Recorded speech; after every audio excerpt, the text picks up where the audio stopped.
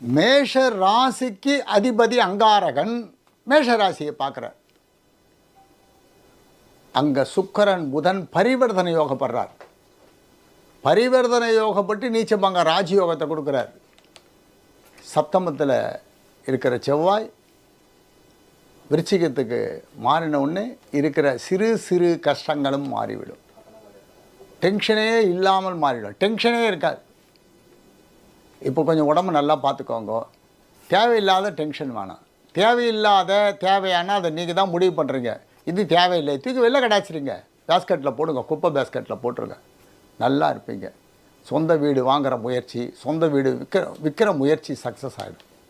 இப்போ 11ஆம் இடத்துல இருக்கிற சனி பகவான் ராகுனால் ஏற்படுற நன்மைகள் அபரிமிதமாக இருக்கும். இந்த 11ஆம் இடம்ன்றது லாபஸ்தானம்னு பேர். விருச்சிக ராசிக்கு லாபஸ்தானாதிபதியான சனி பகவான் லாபஸ்தானத்தில் இருப்பது அதிக லாபத்தை கொடுக்கும்.